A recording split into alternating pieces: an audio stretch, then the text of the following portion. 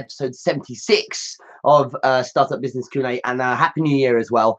We had kind of last week off, if you like, but 76th episode, and I thought a great way of starting the year is something that is a topic on everyone's lips. They talk a lot about things like branding and personal brand, but also rebranding. It's very topical because, well, it's always been topical, it seems. So we're going to focus on that today. It's kind of been the idea of the theme of this week is a focus on brand. So the first of all, thanks everyone who sent through questions. I think I've got 6 or 7 here, and the majority of you written questions in on personal brands. So that's brilliant. If you have a question about branding, pop it in the comments here and we'll answer that as well. But really excited about this, and yeah, I just think by the end of this year we'll be north of 100 episodes. That'd be crazy, right?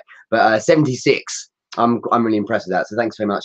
Anyway, I hope everyone had a good new year. If you haven't seen any of my stuff already, there was previous Q&As over the Christmas period and other videos as well to give you some content. But I think that being thematic every so often is quite a good idea. So rather than just having a Ask Me Anything Q&A about business, we can focus on particular areas to keep it nice and tight, really. Let's jump into the first question. So from Vicky Law, Happy New Year, Richard. Yay, I can't wait for the new episode. Okay, good. Thank you very much, Vicky. I would like to know your take on staying motivated when you lose zeal. Does it mean it's time to pivot, or do we just hang on because probably our mind is playing tricks on us or something? It's usually that. I think you understand, if this hasn't happened to you before, it will. And there is a remedy, by the way. But the short version of what's happening here, what Vicky's describing, for those of you who are a bit unsure about what she's asking, is really simple. If you're having a bit of a crap time or a boring time, or things are kind of plateauing, as it's known, your mind naturally gets bored, and so it wants to do something different.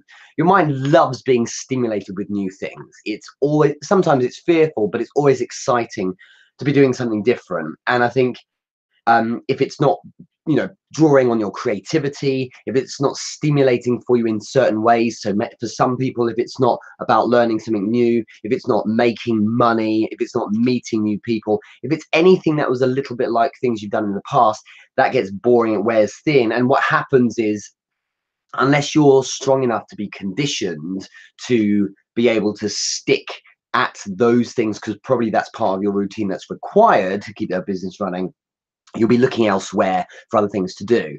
It is a mistake to react, or rather specifically, it's a mistake to react to your urges and instincts, because what it is an old wired brain simply saying to you, look, I don't like this, so I want out.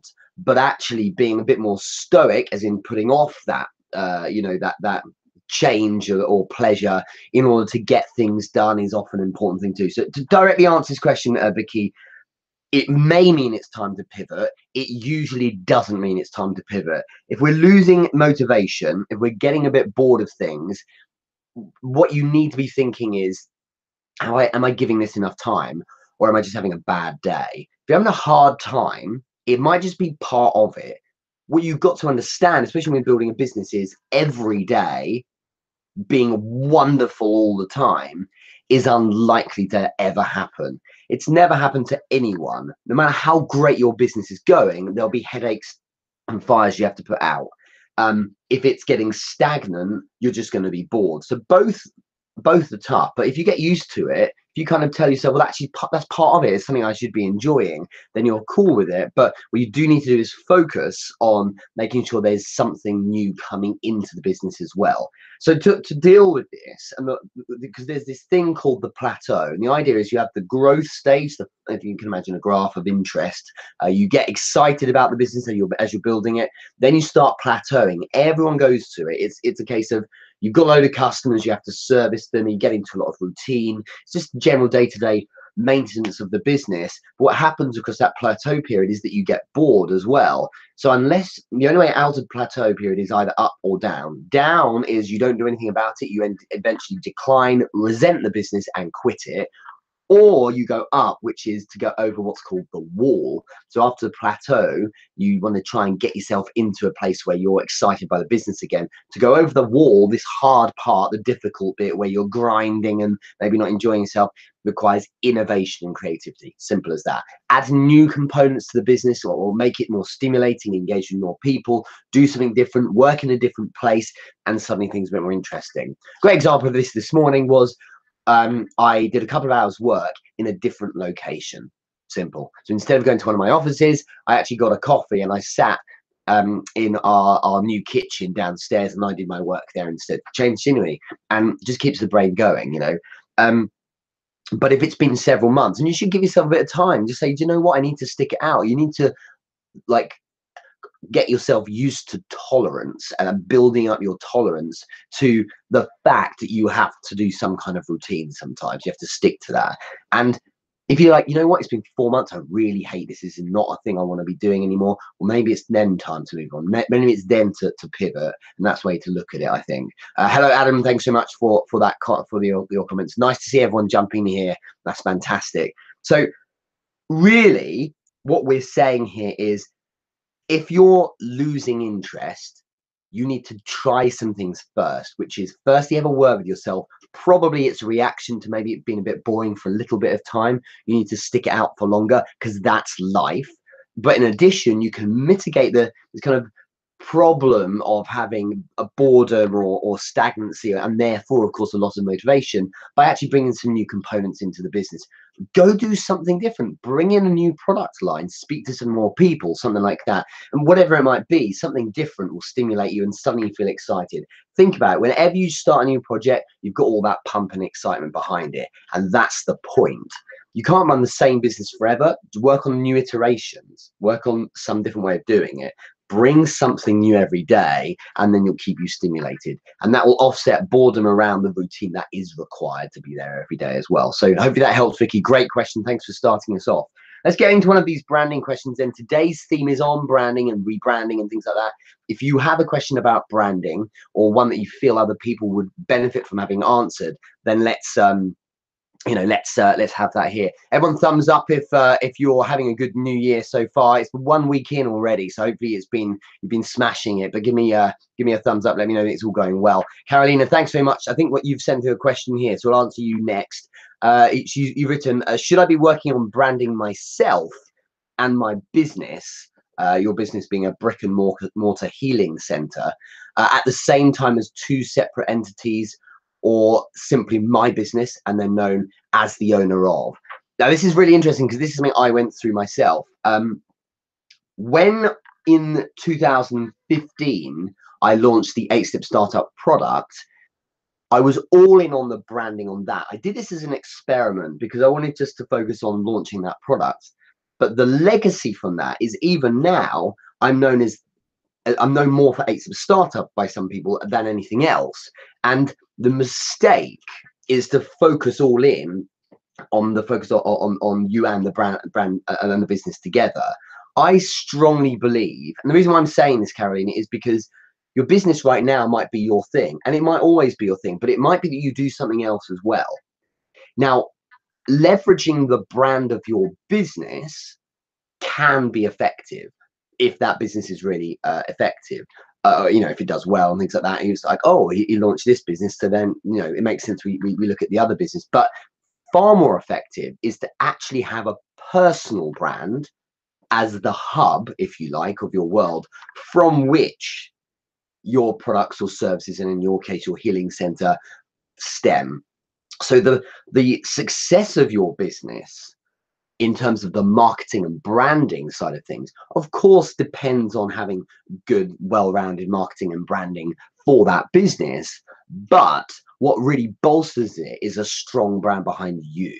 Now, I've evidenced this because a lot of people have bought my courses and also come to my consultancy for help with their businesses because of my personal brand. So they dig me, they're into me, and then they are therefore more inclined to buy their product. Perfect example of this. I don't want to talk too much about particular people, but I think it's a really good example. If you look at a very kind of a larger than life example of someone who does great branding. It's Gary Vaynerchuk. His personal brand, he's admitted himself, is in no small way responsible for the success of VaynerMedia. VaynerMedia, if you look at his website, has nothing to do with Gary Vaynerchuk. It's all about what we do as a creative marketing agency. But it's winning because of him and his brand. Remove him, and it might do wonderfully well, but it wouldn't have that same leverage. But all that, I think you get it. But all of that is important when it comes to moving to the next thing, which is almost inevitable. Either you open another healing center, or perhaps in the future you start bringing in supplements or doing other joint ventures with people, or you do something completely different. Maybe you open a Pilates studio, maybe you open a gym, maybe you start like an accountancy firm, whatever it is, Karina. But the point is, if you've got a great brand and people think you, generally speaking, are a great person. Hello, Matan, thanks for joining in. Then they're of course keen on going to your healing center. But when it comes to launch something else, you don't have to start from scratch. That's the point. And it might be that your new offering in the future, if you do one, is quite removed from a healing center, so it's incongruous. It doesn't really make sense to try and leverage one brand on the other. But when it's all about you as the hub, people like you, and so they naturally buy your thing. If I launched a YouTube channel for grooming pets, I might get at least some decent early traction because I could leverage my personal brand. I could go to my audience and say, hey, I really passionately believe that my why is about launching a pet grooming channel on YouTube. If you're interested in that, follow, jump in. And because you have that traction, it will work. But if I went to my clients in the city that pay me to coach training and leadership and told them about that, they'd be like, what are you talking about? That doesn't really make sense. Do you see what I mean? So the personal brand thing is something that should be separate, and for now you're running them in tandem, but it's more important because that is your vehicle you can take everywhere. So really great question, and that I think is the essence of it. If you build your brand around your business too much to the point that you don't build your own brand, you have a problem, especially nowadays, especially because we're that much more outwardly social, or rather we spend more of our time on our days being social because of platforms like Facebook and so on. And I've seen it firsthand recently. I think I did some Instagram stories about this recently. There was a guy who reached out to me who wanted to launch, a lot of you, by the way, are doing this, so this is pretty quite relevant, who wanted to launch a social media consultancy. And he was keen. He's a great guy. He's really interested in getting clients. So he was asking me about what his script should look like and how he should go out to cold people and pitch them. But he was missing the point. The point is that he should have been focused more on building his personal brand, about being such a great guy, because that naturally brings you traction as well. I hope that makes sense. So building that brand and then doing marketing from that, it's always something you can take with you through your life. And in 25 years from now, Carolina, you might want to do something completely different. With your personal brand being strong, you can then springboard into the next thing as well. So that's the way I look at it, and many ways of doing it, but I hope that helps, and thanks for your comment. So let's look at the next question. Also about branding from Daniel Nunez. Thanks so much for your question, Daniel. When rebranding yourself on social media, what info do you recommend be kept private and what should be made public? Excuse me. What are some common mistakes to avoid, and how do you stand out without becoming a troll? Okay. So rebranding yourself on social media, because yeah, look, we all had a Facebook profile back in 2006 or whatever, but for many, for me, for instance, my original profile I don't use anymore. I don't have it. It just doesn't do anything. But it's kind of dead, if you like. So so I closed it all down. That was it. But so my profile on Facebook is the one I use for this, but also it's just what I use. It's my proper social media platform. I think you need to always approach this from the perspective of the demographic you're targeting.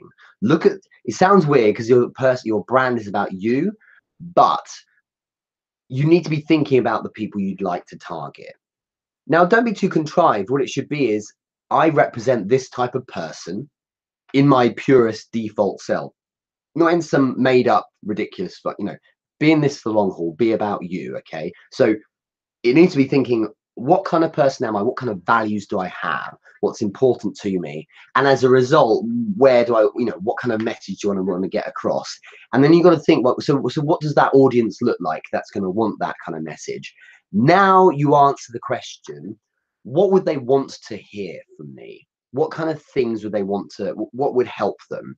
And it's about clarity and pure signal. And what I mean by that is, if you have a target group of people you're trying to have your social media kind of engage with, well, then you need to give them pure signal, as in you need to give them the things they want to be they're interested in. My focus is very much on startup businesses, so I talk about that and talk about business, but also marketing, social, and sales, I suppose. And so these things are what my audience, the audience I wanted to target, has gravitated towards me because that signal is pure. If there are 4 social media posts in a day and only one of them was relevant to that particular audience I was targeting, then the message would be diluted and it wouldn't be clear. It would be confusing, and people would start thinking, what's this guy actually representing?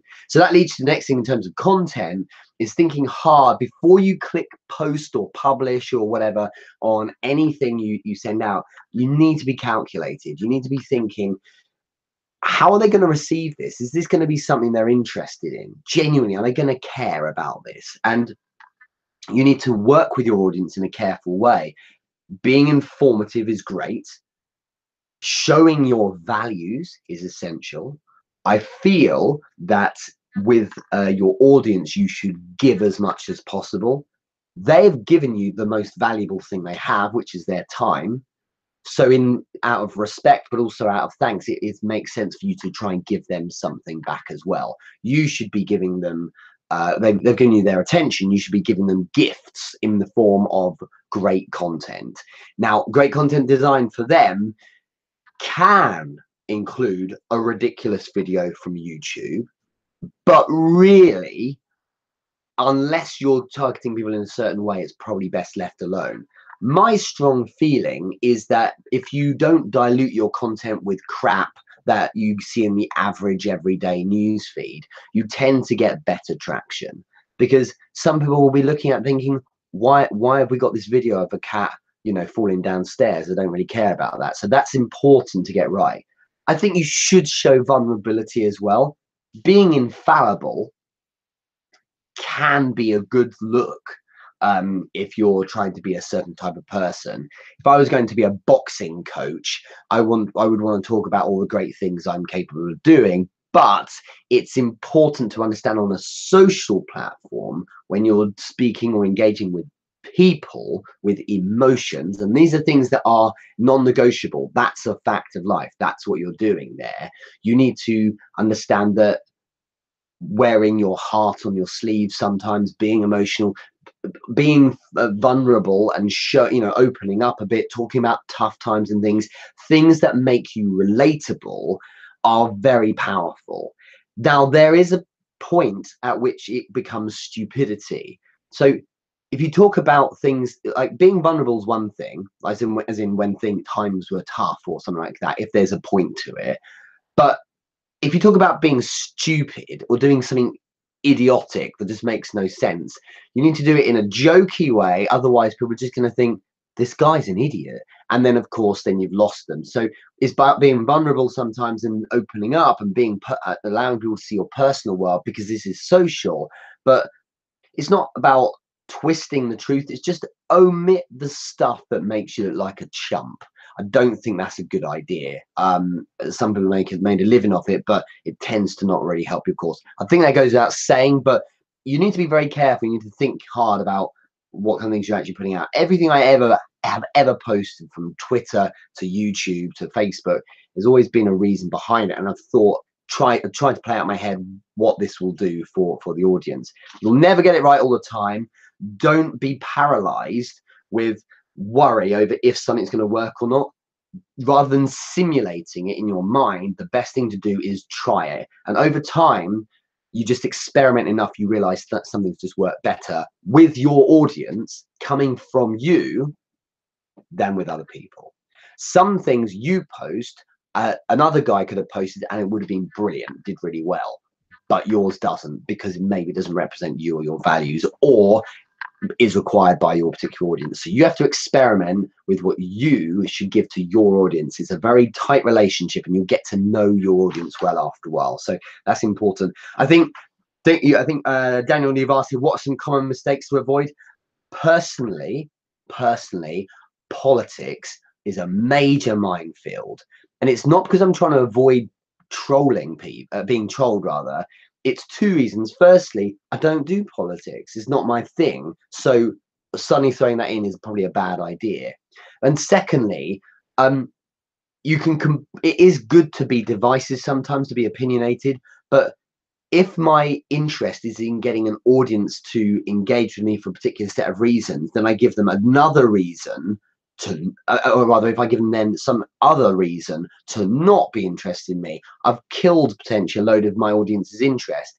If I showed I had a particular political allegiance, that for many people is enough for them to say, I now don't like you. It's called conditioning. People will be like, for some people, they'll say, if you're a Trump supporter, I will like you more. It's just an innate thing. Or if you're a Trump supporter, I will like you less. And then they give you less of a benefit of doubt about things.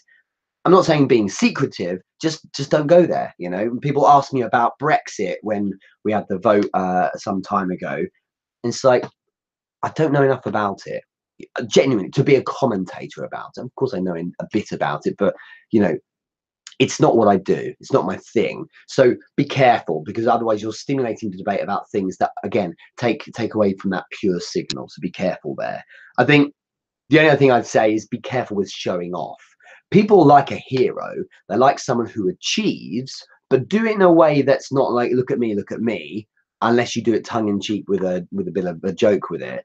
It's far better to exercise humility at being selected or chosen to do something. That's really amazing. I won an award.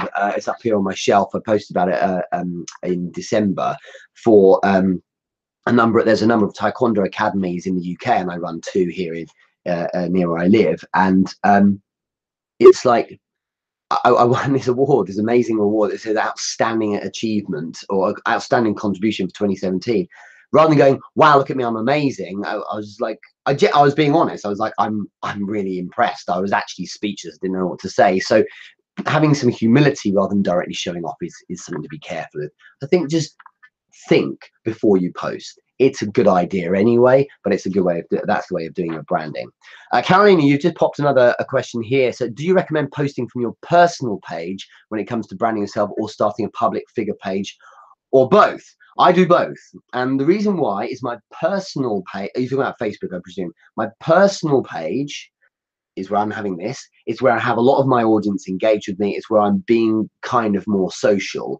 The public figure page is more for the commercial side. That's where the ads are run from. You need a public figure page because you can't run ads against your profile. You do it on there instead. So you need that fan page set up. If you're not running ads, if you're running a business and you're not running ads on Facebook, I think you're missing out. No, you are missing out, because it doesn't mean you should. That means, let me put this really clearly. If you're working with ads on Facebook, it doesn't mean you don't get organic traffic as well. It's just, it's intelligent to use it because you're leveraging the most epic database of people with the greatest level of granularity on detail that you can target. It's insanity to not be doing ads. So I think having that commercial page is intelligent. And then from there, of course, you can funnel people to websites and things like that. So I think it's essential to have that, but your profile is your home. And I think it's, you know, whilst you might have a lot of followers, and if you get to that point where you just got so much traction and, you know, your friends list has hit the 5,000 limit, well, maybe you'd earn more on the side of the personal, of the public fan page, being where you post your personal stuff. But if you look at people who are tremendously well known, like globally known by millions, and followed by millions, you know, they're kind of people who post a video on YouTube and get 20,000 views that day. Those people may as well just have a fan page and be done with it. And I think if you look at many, they do. They're kind of, their personal profile is very private then, just for friends and family. But I think until you're at that stage, you can get away with your profile being a good place to kind of court and get engaged with people. But you must have a, sorry, that's for a profile. You must have a fan page because you should be doing ads, and you need that commercial arm to drive traffic to websites and things like that as well. So hopefully that answers your question, Carolina. All the people jumping in here, thumbs up if you're having a good year so far. William, Glenn, thanks all of you for jumping in here.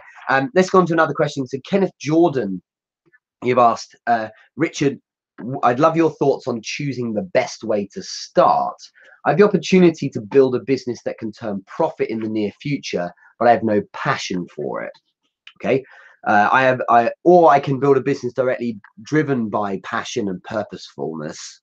Okay. But essentially it would be me starting over. Okay, fine. So you've got an established business, but you have no passion for it. Or you can start over on something you are passionate with, but you are starting from scratch.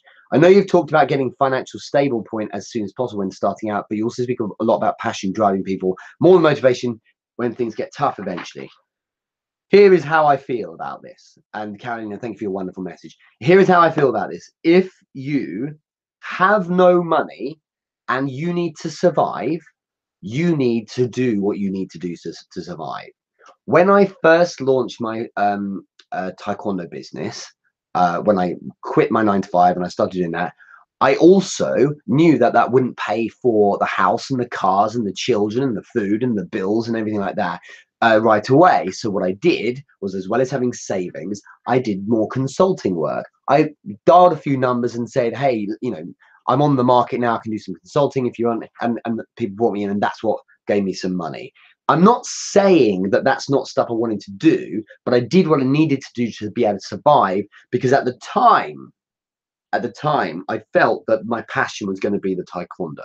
Okay, it wasn't. It was building the business that was, and taekwondo is something I've done for about 20 years now. So it was something I found was fun, but it wasn't the thing. So I then pivoted. But let's get right down to it. If I'm running a business now that is paying me and I don't like doing it, I need to do one of two things. I need to make it so that I do like doing it, so change stuff in that business, or I need to transition to a business model or a new type of business where I am enjoying it. So that is starting a new business. Do both, Kenneth. Do both. Have the one that's starting to make you a profit. So because like I didn't quit taekwondo.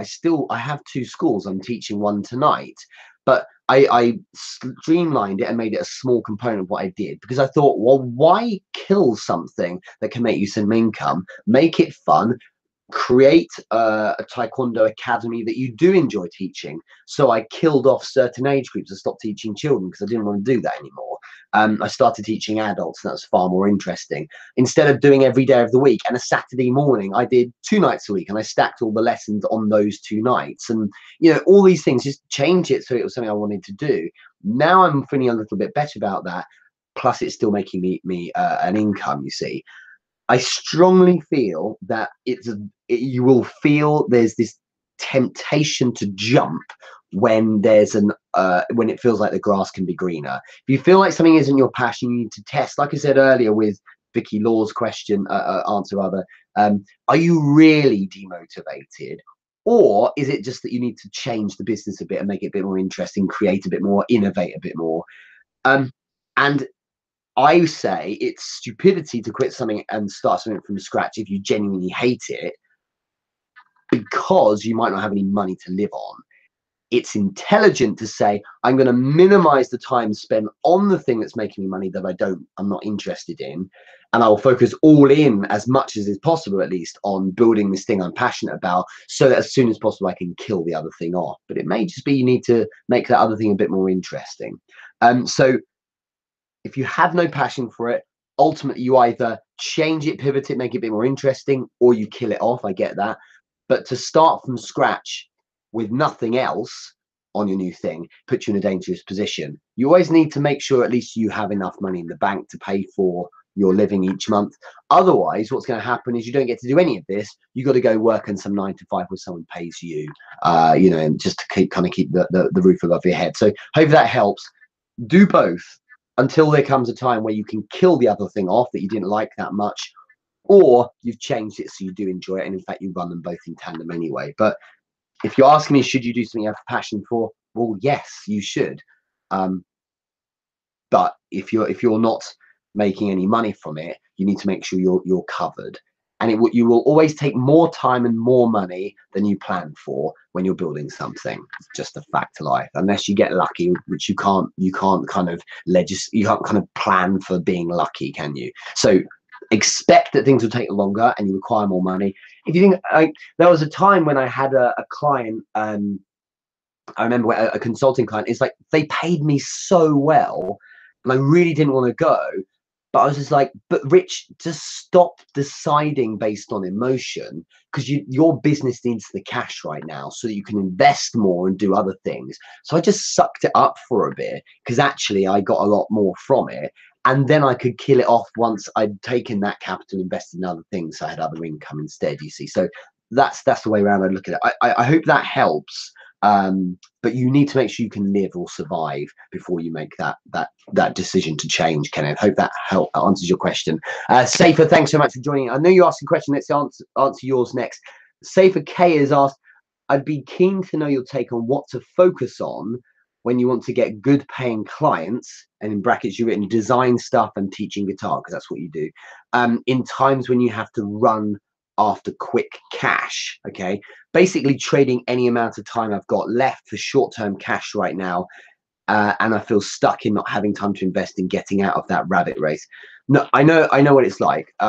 Many years ago, trying to make a little extra cash here and there took a load of extra time, and it was with enough hustle, it was like I was doing the eBay thing. That was probably 10 years ago. I was buying amplifiers for stereos on what's called Gumtree. I was using, similar to eBay, buying them and then flipping them and making 100 quid extra on them or something like that. And it took a lot of extra time, but it was a good way of making a bit more money. I totally get that you don't want to be spinning the wheels that hard all the time, because it's very difficult to do. You need to kind of scale up a bit, and that's the point. Maybe you look at a virtual assistant helping. Maybe you look at some way in which you can scale this. Or if, for instance, you're doing something like eBay, maybe you start looking at larger price, kind of larger margin purchases. Some people do trading in eBay of things like tea lights, the little candles and things.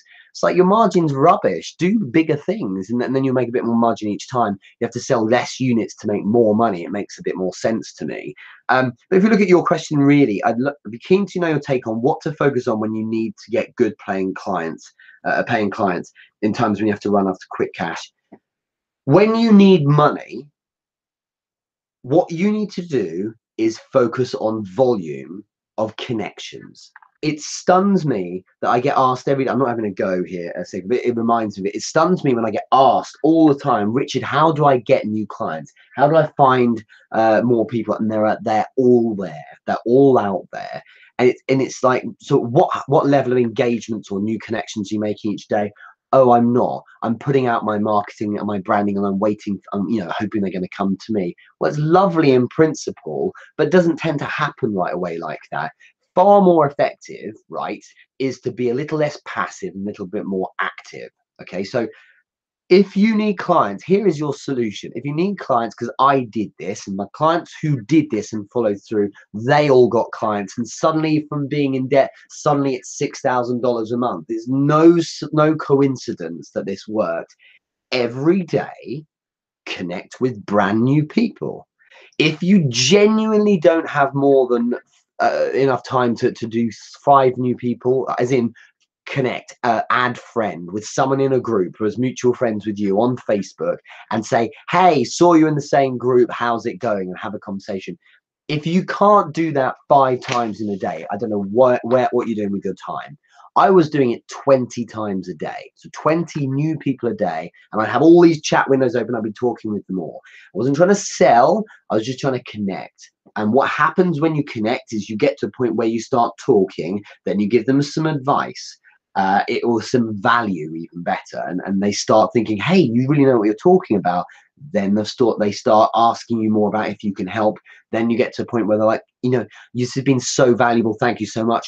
And I just said, would you be interested in exploring what it looked like if we worked together longer term? Of course, because you've given me so much more value, Richard. Why wouldn't I? And that's just how I did it. And 20 a day means if you're rubbish, you'll soon learn what not to say and what not to do. 20 a day means you'll start getting, you can't miss, because if 19 out of 20, forget it, even across 3 days, if 1 out of 60 says yes, you're getting yourself a client then. No one is that bad that across a month, 600 new people engage with wouldn't turn into some clients. It's not pretty, but that's how you get them. And what you do is, if you're getting tiny little bits of money and you need larger amounts of money, well, you say that that's the amount you charge, and for every 10 people who can't afford you, there'll be 1 who can, and that's the way you do it. So that's why you work volume. And then what happens is you get to a point where, say, you've got 15 or 20 clients and they're paying you a good amount of money, and you don't have to do 20 new engagements a day. Maybe you bring it back and it's 10, because you still bring some more people in. I'm being a bit ranty because it stuns me that people either do that, get wins, then stop because they don't get results. They're like, oh, it's hard work, or they don't even try it. Or worse, they do it for 1 day or 2 days, then stop. It's like, you've got to be consistent doing it every day. I did that for about 2 months, and I had loads of people then, because I hit so many people, I converted them. I know I had experience in sales and things like that, but the reality is you can't be that bad. You can't get people to buy into you, because you just learn over time what to say and what not to say. So that's strongly what I would suggest, is volumes. Okay. If you have time, which is great, but you don't have much cash, I would be spending time on that. Yes, work on personal brand. Sure, put out marketing and content about how great you are teaching guitar. How about just contact 50 people and offer them all free trial for 2 weeks of lessons over Skype call or whatever. All of them 2 weeks for free. Okay, that's a lot of pain to start with, but you're telling me, if you're good, you're telling me you can't convert some of those 50 people. It's Carolina had a question earlier. She runs a healing center. The person who does my massage here in the UK, who's recently stopped, sadly, because of arthritis, because she was used so much. When she launched, what she did was, for the first week, she offered free massages for everyone. So she took a hit for a week. Then I remember she said, I think after that, where I found her it was like £10 for an hour massage. And still everyone's piling in and going, yes, please, me too, me too. And she had so many people. And because she was decent at it, half of them probably like, yeah, let's book again. And then they charge what they want. It's really simple. Bethany, thanks so much for that comment. If any of you need some more guidance on this, I was getting fed up. You can sense it, right? I was getting fed up with people wanting to try and get some extra cash and feeling they had to learn something completely new, like Forex trading or how to flip real estate or something outrageously difficult that would take them ages to learn, or Shopify, or selling t-shirts, that whole game, or the eBay flipping thing, even whatever it was.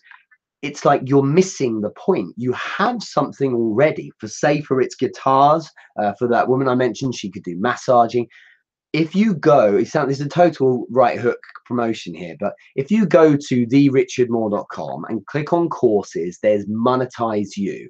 Monetize You is 6 lessons. It's designed to show you how to do what I've just described. literally the words to say, so the script, if you like, things to say in the Facebook chat to get people to buy into you. And people who have done that, I've had people saying, I've made $2,000 in a week. I met one who made $6,000 in a month. People making their first transactions within the first few days. It's really simple stuff. It's $97. You get a money back guarantee. None of this 60-day stuff. If in a year you're like, oh, I didn't get around to it, Monetize You was crap, I want my money back, no problem, have it back, no problem at all. Use the course. You know what? Keep the course and you can have your money back, because it's just like, it's designed to leverage stuff you already know. It is simple, and I'm making it sound that because it is really simple to do. It's usually the case that people have all of the knowledge they need, but they just need a little bit of guidance on how to engage with people, and that's what that course is. So you go jump in therichardmoore.com, Monetize You. That even outsold the basics of sales, which did better than 8-Step Startup. So those courses did really well. But Monetize You is just kind of for the people, if you like. You don't have to learn new stuff. It's just guidance on how to monetize. And you know, if you need cash within a few days, you can start making some money, even if it's not much. It's just simple, and it helps you with how to work that volume approach like I described. So hopefully that helps with that. Save a great question. And DM me. I'd love to help a bit more about that with that, because I think you know, we worked a bit in the past, and we need to get you out of that loop. Any more questions about branding or anything else, then let me know in the comments here. But otherwise, let's finish up. By the way, I wanted to shout out everyone who's watching on YouTube. Thank you so much. Some of my videos have done really well recently, so I'm really appreciative of that. And all the people kind of who are subscribing it, and that's the.richard.moore, if I remember right, is the channel name. Also, everyone listening on the podcast, that's also on the richardmoore.com, and there's an archive there of all the other Q&As if you really want to listen to them. So thank you very much for those of you who are listening there. Let's finish on one last question from Danny Battershill. And he's written, hey, Richard Moore, haven't asked a business question for a while, so I thought I'd drop in. I'm currently in the middle of a rebrand for Earthstone Arts. I've hired myself an assistant to take some of the weight off my shoulders. However, I'm really curious to know if there's a certain order I should be sticking to in terms of the rebrand, i.e. social media, profile, website, or before marketing campaigns and promotion via ads and merchandise. Or would it be better to do the full rebrand behind the scenes, then do a full launch for it? I'm sitting in the middle with this one, so I'd love some advice, please, mate. Thanks, all the best. So that's quite a hard question, because you can see the logic, right, in building everything first, behind the scenes, then doing your big launch. I think that people quite like watching you climb. And so if people like watching you climb, then it's interesting. It's something I told my wife recently, because she was a lawyer in London and now she runs her own bakery.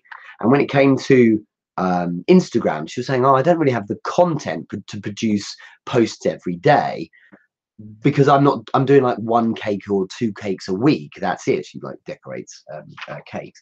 And it's interesting, because I said, well, rather than taking pictures of the cake, take pictures of the process.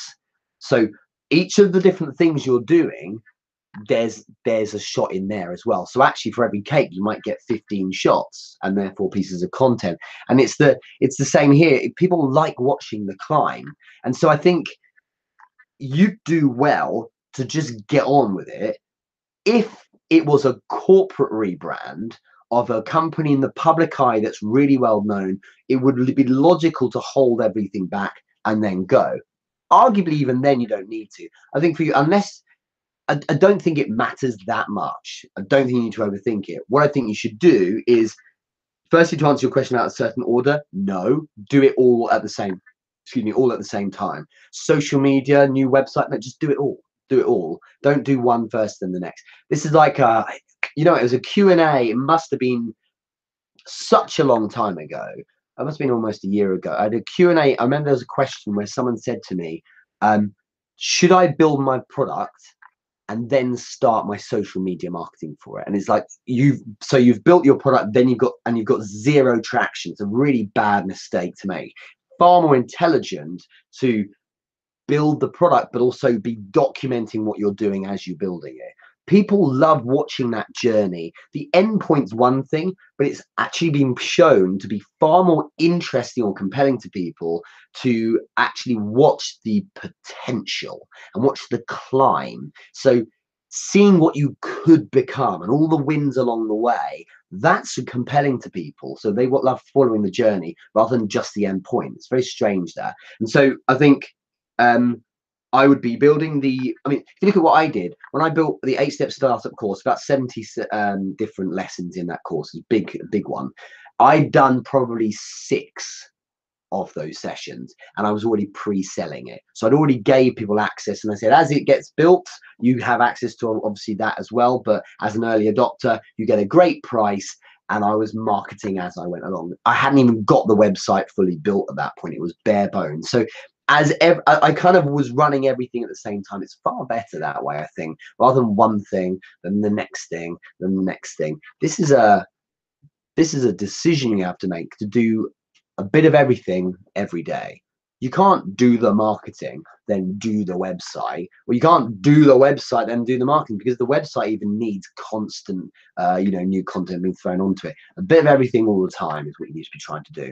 It's hard, right? But that's the point. That's what it's got to be. It requires that level of hustle and engagement from you. So that's what I would be doing. I would be working on your social media profile and the website, but also starting the campaigns as well. Okay. I just think your campaigns don't necessarily need to be selling stuff. They need to be bringing people into orbit around you. So your ads, for instance, and your email campaigns can be promotional in the sense that they're connecting or reconnecting with an older audience you were with in the past, and bring them back into the fold. Give them some value, share with them some great stories. You don't necessarily have to be selling them stuff. If you look at some of my adverts each week, for instance, the Q&As, they all get pushed out as in an advert that is actually the Q&A itself. So you get cold traffic, people who've never seen me before, and the advert, one of the adverts they get from me is actually this Q&A. They'll see it. Hello, if you got this far, thanks very much. But the point is that they're actually seeing the product itself as, or rather, they're not being sold anything. They're just getting content about my world and getting used to me. And that's an opportunity for them to say, this dude's an idiot, he's a douche, I'm not interested, and move on. Or, oh, that's quite interesting, I'll check out what he's doing. I don't have to have launched a product. I may be in the process of doing that, but it's about warming people up and, as I say, bringing them into orbit around you. So that's my view. Danny, hope that answers your question. Look, thank you everyone for joining in. Episode 76, brilliant. It's lovely to be here for the start of the new year as well. On YouTube, like it if you did. On SoundCloud, thanks so much when you put any comments in, or if you like it or share it. It's always much appreciated. Pop in a comment if you have anything to say on the podcast, on the website, therichardmoore.com. And here on Facebook, thanks so much. Thumbs up if any of this was of use to you. And I'm really indebted to everyone who sends through questions every single week. If you are listening to this as a replay, pop a comment in with a question. I'll happily answer that for you as well. But otherwise, to Vicky, Carolina, I think, Daniel, Kenneth, Safer, and Danny, thank you all for your questions. And thanks everyone for watching. Have a massive week. Enjoy your Monday. Look, it's already week 2 of the year, right? So I hope you're having a good one. And I'll catch up with you really soon. You take care. Bye-bye.